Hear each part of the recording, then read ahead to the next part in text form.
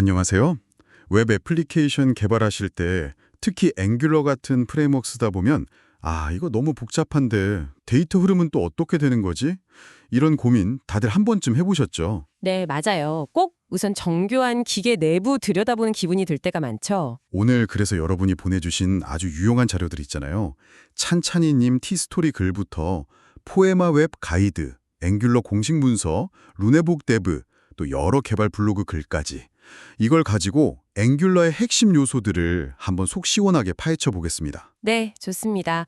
오늘은 앵귤러 앱을 좀 더 탄탄하게 만드는 뭐랄까 뼈대와 혈관 같은 핵심 요소들을 쭉 훑어볼 거예요. 오, 뼈대와 혈관이요? 네, 비동기 처리를 위한 RxJS부터 시작해서요. 앱 상태 관리 방법들, 그러니까 서비스 기반 방식이랑 NGRX 비교도 해볼 거고요. 또 앱 구조를 잡는 모듈 개념, 그리고 의존성 주입, 라우팅, 인터셉터까지 이게 다 어떻게 맞물려 돌아가는지 한번 깊이 있게 얘기 나눠보죠. 좋습니다. 이 복잡하게 얽힌 실타래 한번 같이 풀어보죠. 여러분이 주신 자료들 보면서 단순히 이게 뭐다가 아니라 왜 이렇게 만들었고 어떻게 쓰는 게 좋은지 그 핵심을 딱 짚어보는 시간이 됐으면 합니다. 자, 그럼 첫 번째 주제부터 가볼까요? 앵귤러의 반응형 심장, RxJS죠. 포에마 웹 자료나 그랩그랩님 블로그 보면 정말 중요하게 다루더라고요. 맞습니다. RxJS는 앵귤러 비동기 처리의 진짜 기반 기술이라고 할 수 있어요. 먼저 리액티브 프로그래밍이 뭔지 가볍게 짚고 넘어가면 좋은데요. 쉽게 말하면 시간 순서대로 발생하는 모든 걸 데이터의 흐름, 스트림으로 보는 거예요. 스트림이요. 포이에마 웹에서 비유한 거 재밌더라고요. TV 방송국이랑 TV 시청자 관계로 설명했잖아요. 네, 그거 아주 적절한 비유죠. 방송국은 계속 프로그램을 만들어서 보내는 observable, 관찰 대상이고 TV, 즉 시청자는 채널을 구독하고 있다가 새 프로그램이 오면 푸시, 받아서 보는 observer인 거죠. 일일이 전화해서 뭐 새 없어요? 묻는 게 아니라 그냥 틀어놓으면 알아서 새 영상이 나오는 푸시 방식. 정확합니다. 그게 RxJS의 핵심 원리예요. observable이 데이터를 만들어서 방출하고 observer는 구독해서 데이터가 올 때마다 반응하는 거죠. 그리고 참고로 이건 앵귤러 전용은 아니고 자바스크립트 표준 제한 ES7에서 시작된 개념이기도 해요. 그럼 기존에 쓰던 콜백 함수나 프로미스랑 비교하면 RxJS가 뭐가 확실히 좋은 건가요? 그랩그랩님 그래서도 그 차이를 얘기했는데 역시 여러 값을 처리한다는 점일까요? 네, 그게 가장 큰 차이점 중 하나예요. 프로미스는 기본적으로 비동기 작업의 최종 결과 딱 하나만 처리하거든요. 네네. HTTP 요청처럼 한 번 요청하고 응답 하나 받는 거. 그렇죠. 그런 건 프로미스로도 충분한데 observable은 여러 개의 값이 시간차를 두고 계속 발생할 수 있는 스트림을 다룰 수 있어요.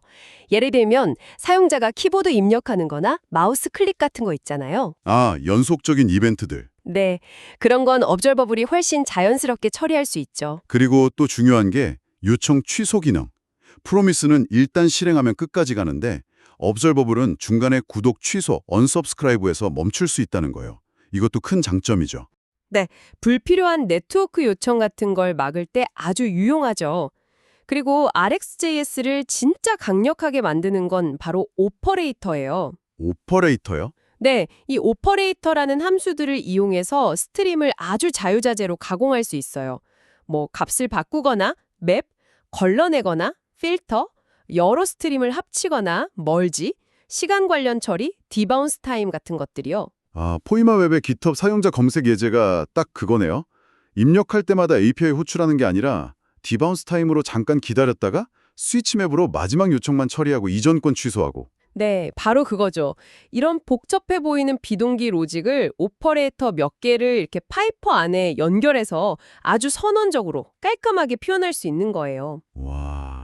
다만 이거 정말 중요한 건데 컴포넌트 없어질 때 ng-on destroy 꼭 구독 해지를 해줘야 해요. 안 그러면 메모리가 셀 수 있거든요. 네, 명심해야겠네요. 자, 그럼 다음 주제로 넘어가 보죠. 애플리케이션 상태 관리. 이거 정말 개발자들 영원한 숙제잖아요. 하하, 그렇죠.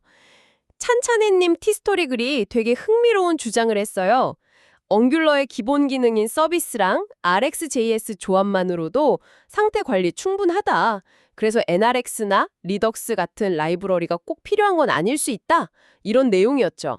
서비스가 싱글톤이라는 점을 근거로 들면서요. 네, 아주 실용적인 관점에 그렸죠. 그 글 보면 챗GPT가 말한 NRX 리덕스의 장점들을 하나하나 따져보면서 이거 서비스로도 비슷한 거 할 수 있는데? 또는 이 장점이 꼭 우리한테 필요한가? 이렇게 반박하거나 일부만 인정하는 식이었어요. 네네. 하나씩 볼까요? 첫 번째가 상태 추적성. 리덕스 데브툴스가 워낙 강력하니까 디버깅에 좋다는 건 인정했죠. 그렇죠. 디버깅 용이는 인정. 하지만 서비스 안에서도 behavior subject 같은 RxJS 서브젝트를 쓰면 상태 변화를 스트림으로 계속 추적할 수 있고 상태 변경 로직을 서비스 내 특정 메서드로 딱 정해놓으면 예측 가능성도 높아진다고 봤죠. 두 번째는 단일 데이터 흐름. 리덕스의 엄격한 단방향 흐름에 대해서도 어차피 서비스가 싱글톤이고 상태 바뀌면 observable 통해 구독하는 컴포넌트에 다 전파되니까 사실상 비슷한 거 아니냐 이렇게 주장했고요. 맞아요. 물론 챗GPT는 개념적으로는 좀 다르다고 지적했지만요. 세 번째는 불변성. 리덕스는 이걸 강제하지만 서비스는 아니잖아요. 네, 그 점은 서비스의 약점일 수 있는데 찬찬이님은 이것도 규칙으로 커버할 수 있다고 봤어요. 서비스 내부 상태 변수는 프라이빗으로 막고 외부에서는 게터나 상태 변경 메서드를 통해서만 접근하게 코딩 컨벤션을 정하면 개발자가 신경 써서 불변성을 지킬 수 있다는 거죠. 약간의 규율이 필요하겠네요. 그렇죠. 마지막으로 중앙 집중 관리. 리덕스는 하나의 스토어의 모든 상태를 모아두지만 서비스는 기능별로 쪼갤 수 있다는 차이점. 이 부분은 찬찬이 님도 어느 정도 인정하면서 큰 프로젝트에서는 오히려 중앙 집중 방식이 새로운 개발자가 구조 파악하기엔 더 쉬울 수도 있겠다고 했고요. 결국 뭐가 정답이라기보다는 트레이드오프네요. 서비스랑 RxJS는 앵귤러 내장 기능이라 좀 더 가볍고 간결할 수 있고 NGRX는 더 엄격한 구조랑 강력한 도구를 제공하니까 아주 크거나 복잡한 앱에 유리할 수 있고요. 네, 맞습니다. 프로젝트 특성이나 팀의 경험 같은 걸 고려해서 선택해야겠죠. 찬찬이 님도 직접 써보고 판단하겠다고 마무리했으니까요. 자, 아까 서비스가 싱글톤이라는 게 중요하다고 했는데 앵귤러는 이걸 어떻게 보장하는 걸까요? 룬스북.dev 자료에 설명이 잘 되어 있었죠? 네, 크게 두 가지 방법이 있어요. 요즘 권장되는 건 앵귤러 6.0부터 나온 방식인데 서비스 클래스 위에 at injectable 데코레이터 붙일 때 provided in root 이걸 써주는 거예요. provided in root요. 네, 이렇게 하면 앵귤러가 알아서 이 서비스를 앱 전체에서 딱 하나만 존재하는 루트 인젝터에 등록해줘요. 그래서 어디서 주입받든 항상 같은 인스턴스를 쓰게 되는 거죠. 그리고 또 좋은 점이 트리 쉐이킹이 된다는 거예요. 트리 쉐이킹이요? 네, 만약 이 서비스가 앱에서 아무 데서도 안 쓰이면 빌드할 때 최종 코드에서 아예 빼버리는 거죠. 번들 크기를 줄일 수 있어요. 오, 효율적이네요. 그럼 예전 방식은 뭐였어요? 그리고 모듈이랑 엮이면 좀 복잡해질 수 있다고요? 네, 이전 방식은 그냥 루트 모듈, 그러니까 앱 모듈의 프로바이더스 배열에다가 서비스를 직접 넣는 거였어요. 이것도 여전히 되긴 하는데 provided in root가 더 편하고 좋죠. 이제 모듈 얘기를 해보면 만약 어떤 모듈이 서비스랑 컴포넌트를 같이 묶어서 제공한다고 쳐봐요. 공통 UI 모듈 같은 거요. 근데 이 모듈을 여러 다른 기능 모듈에서 각자 인풋하면 어떻게 될까요? 인풋할 때마다 그 안에 있는 서비스도 새로 만들어지나요? 그럼 싱글톤이 아니게 되잖아요. 바로 그겁니다. 각 기능 모듈별로 서비스 인스턴스가 따로따로 생겨버리는 거죠. 이런 문제를 막으려고 나온 패턴이 바로 for root 패턴이에요. for root. 라우터 모듈 .for root 할 때 그거군요. 정확히 어떻게 하는 거죠? 네, for root는 보통 그 모듈 안에 만드는 정적 스태틱 메서드예요. 이 메서드는 서비스 프로바이더 설정까지 포함된 특별한 객체 모듈 with providers를 반환하도록 만들어요. 그래서 보통 앱의 루트 모듈, 앱 모듈에서는 some module.forRoot 이걸 호출해서 모듈이랑 싱글톤으로 제공될 서비스들을 한 번에 등록하는 거죠. 아하.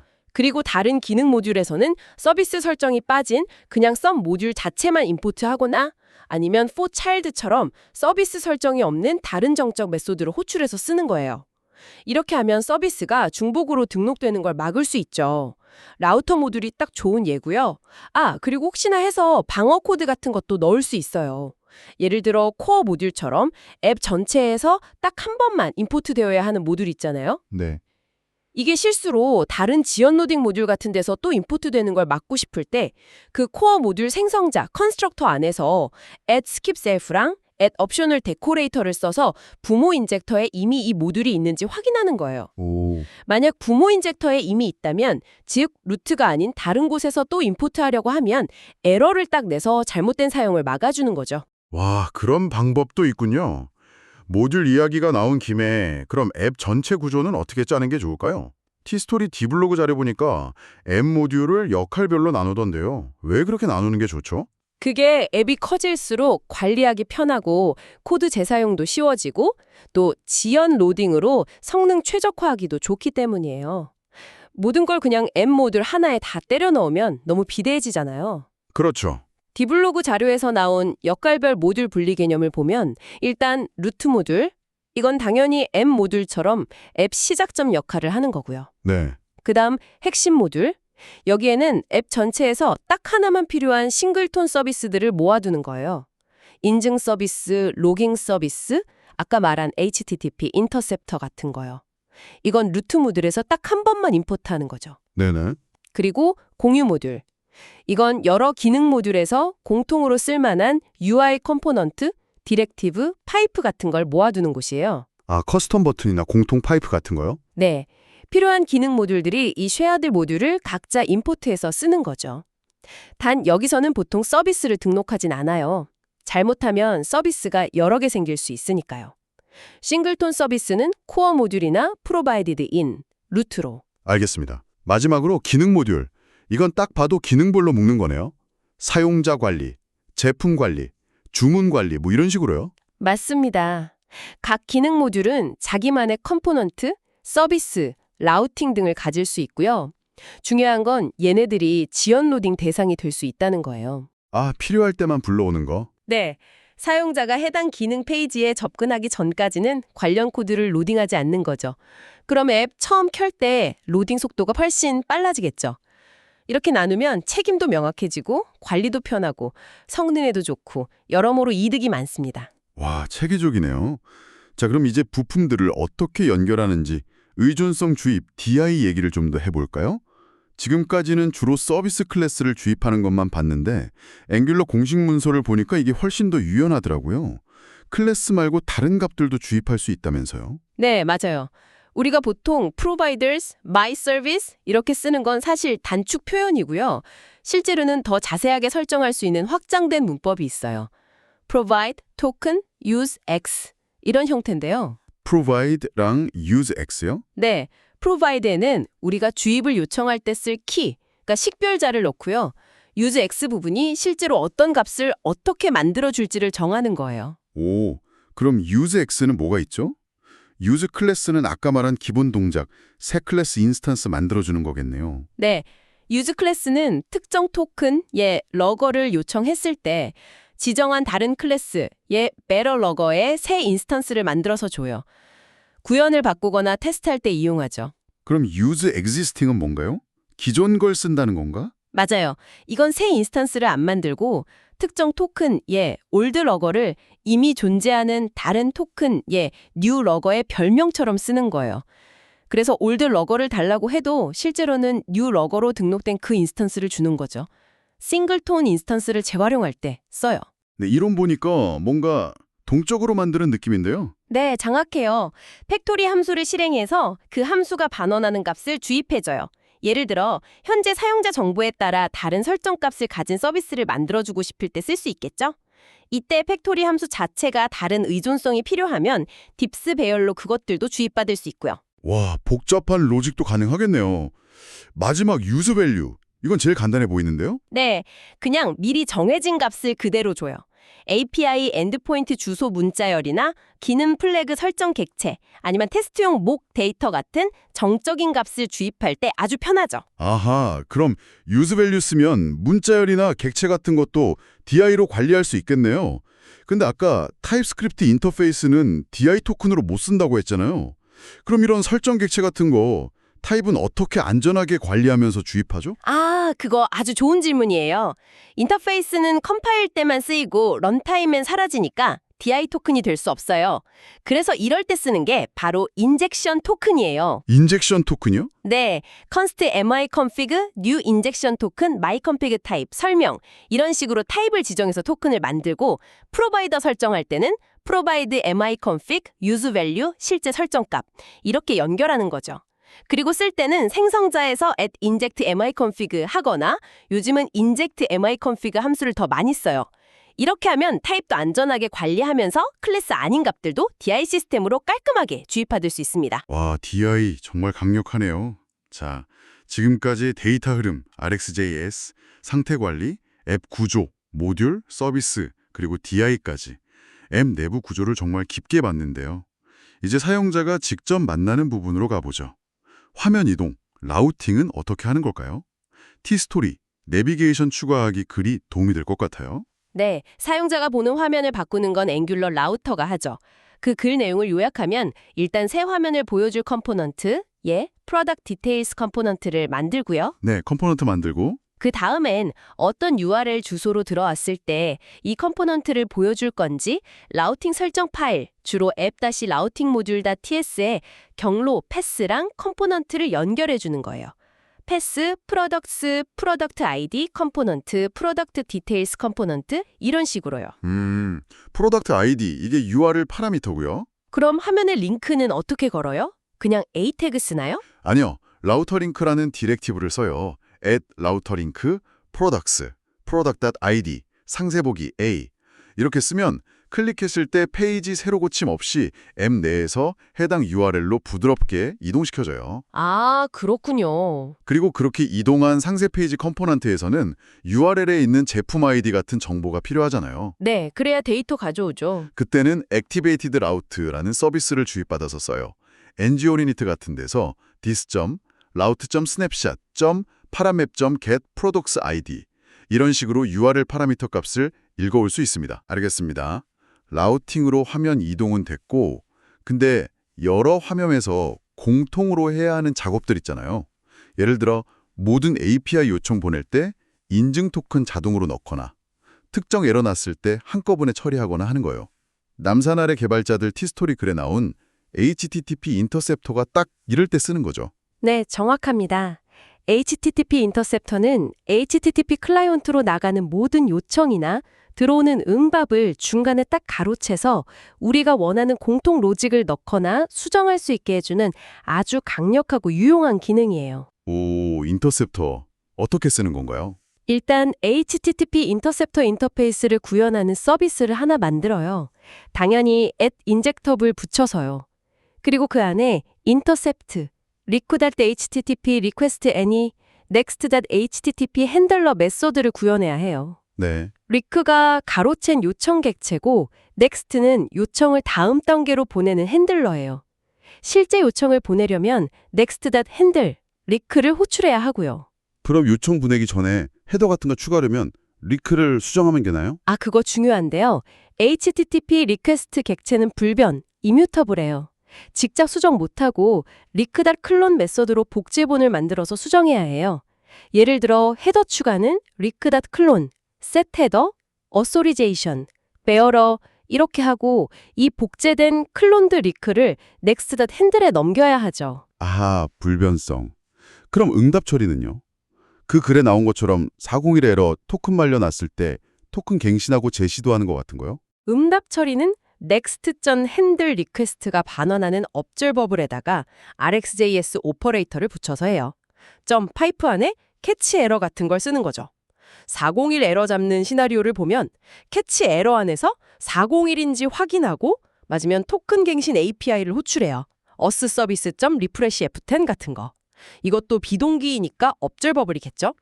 갱신 성공하면 스위치 맵이나 같은 걸로 원래 요청 리퀘스트를 다시 클론해서 새 토큰으로 헤더만 바꿔치게 한 다음에 next.handle new cloned request로 재시도하는 거예요. 와, 복잡한 인증 로직도 인터셉터로 깔끔하게 뺄 수 있겠네요. 로깅이나 로딩 처리 같은 것도 다 가능하고요. 정확히 그렇습니다. 오늘 우리가 앵귤러 앱을 구성하는 정말 핵심적인 요소들을 쭉 살펴봤어요. RxJS의 스트림과 오퍼레이터, 상태 관리 옵션들, 모듈 전략과 싱글톤 보장, 유연한 DI, 라우터, 그리고 인터셉터까지. 이 모든 것들이 정말 유기적으로 맞물려 돌아가면서 앵귤러라는 프레임워크를 이루고 있는 거죠. 네. 오늘 여러분이 보내주신 다양한 자료들 덕분에 이 복잡해 보였던 퍼즐 조각들을 하나씩 맞춰볼 수 있었습니다. 오늘 나눈 이야기들이 여러분이 앵귤러를 좀 더 깊이 이해하고 더 효율적이고 유지보수하기 좋은 앱을 만드는 데 도움이 되었기를 바랍니다. 단순히 컴포넌트 만드는 걸 넘어서 전체적인 아키텍처를 보는 눈을 키우는데 좀 보탬이 되었으면 좋겠네요. 오늘 저희는 앵귤러 내부 구조와 데이터 흐름에 초점을 맞췄는데요. 여기서 한 걸음 더 나아가서 이런 질문을 던져볼 수 있을 것 같아요. 이렇게 잘 짜인 내부 구조가 과연 최종 사용자가 느끼는 성능에는 어떤 영향을 줄까요? 특히 카카오 기술 블로그에서 본 카카오 체포 관리자 센터처럼 아주 큰 애플리케이션에서는 이 성능이 더 중요할 텐데요. 오늘 얘기한 지연 로딩 말고 사용자가 체감하는 성능, 그러니까 초기 로딩 속도나 반응성을 최적화하기 위해 꼭 고려해야 할 핵심 전략은 또 뭐가 있을까요? 오, 흥미로운 질문인데요. 어쩌면 이게 우리의 다음 탐구 주제가 될 수도 있겠네요. 오늘 탐구는 여기까지입니다. 함께 깊이 파고 들어주셔서 감사합니다.